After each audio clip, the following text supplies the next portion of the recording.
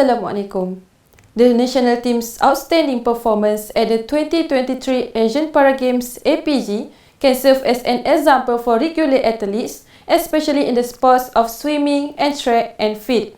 Youth and Sports Minister Hannah Yeoh stated that the 2023 APG postmortem report to be presented by the Malaysian Paralympic Council MPC is not only to see what improvements can be made but also to identify the secret to their success so that it can be shared with the Olympic Council of Malaysia (OCM) to further empower regular athletes. The families of the para-athletes were led by Hannah and the Prime Minister's wife, Datuk Seri Dr. Wan Azizah Wan Ismail, in a reception worthy for a hero's welcome for the successful return of the national delegation that represented Malaysia with pride at the 2023 APG.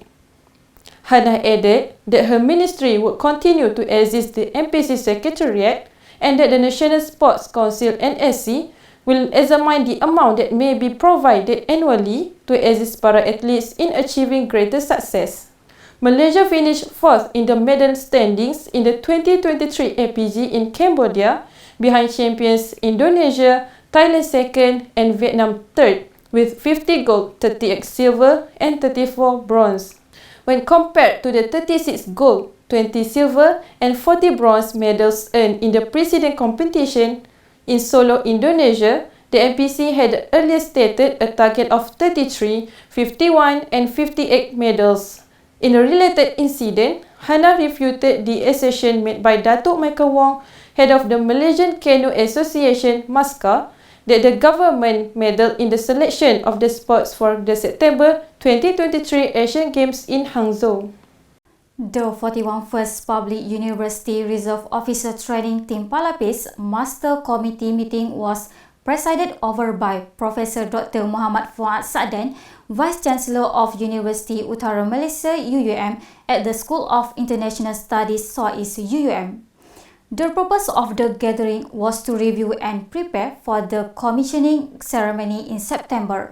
During the semester break in September, 1,600 students from 16 public universities are anticipated to be commissioned as junior officers.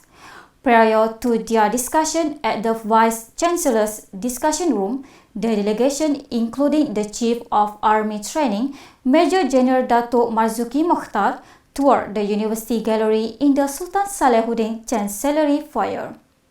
A total of 10 students, each from the School of Economics, Finance and Banking (SCFB), the School of Business Management (SBM), the Tunku Puteri Intan Safina School of Accounting (TISA UUM), and the School of Technology and Logistic Management (STML), University Utara Malaysia UUM received the Education Scholarship YUSUF Sendian Berhad with a total fund of RM218,000.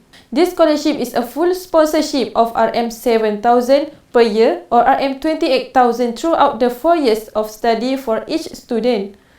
Vice-Chancellor Professor Dr. Muhammad Fuad Sa'dan, in his speech, congratulated all the recipients of this scholarship.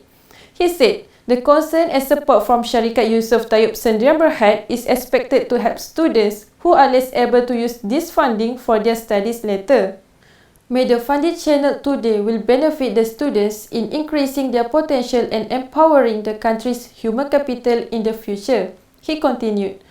Professor Dr. Muhammad Fuad also expressed his appreciation to Yusuf Sendian Berhad, who sponsors scholarships for students at this university in the hope that this investment will be able to realize Malaysia's aspiration of a developed and high-income country by 2030 with the participation and support of private companies in this country.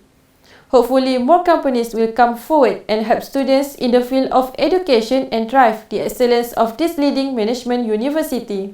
Meanwhile, Managing Director Yusuf Sendian Berhad and Adjunct Professor SEFB Datuk Seri Yusuf said that his company's participation is expected to help the efforts to empower human capital, which is the main agenda of the country.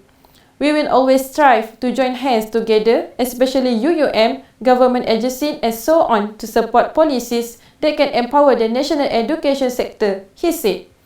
He also hopes that this scholarship will be given not only to those who excel in academics, but also be active in activities that involve the community, either inside or outside the university. Also present at this event was his wife, Datin Sri Yunista Ramli, and Dean of SEFB, Professor Associate Dr. Bhakti Hassan Basri. Pasir Gudang, the Ministry of National Unity KPN will implement the National Unity Index Study IPNS 3.0 this year to see the level of unity in the country. UNITA Minister Dato' Era Agodagang said last year the IPNS, which has conducted jointly with the Institute of Ethnic Studies KITA, University Kebahasaan Malaysia UKM, was at 0.62 compared to 0.57 in 2018. The government will bring back various vibrant national programs to further foster the spirit of unity among the people and communities, he said after the inauguration ceremony of the Unity Keamatan and Gawai Rahmah Tamah Program Year 2003 at Dewan Tamu Mawar last night. The program, which was held for the first time in Pasir Gudang, was to celebrate the diversity of the more than 35,000 Borneo people living and residing in Johor. I am very proud of the spirit of the Johor nation, which emphasized the spirit of togetherness and belonging in accepting cultural diversity, which is the backbone of the sustainability of harmony and prosperity. Many residents of Sabah and Sarawak reside in Johor, and we hold this celebration to be with those who cannot go home to celebrate, he said. I'm Afifa Ali. I'm Maisara Juso. You are watching at UUM Today. Thank you.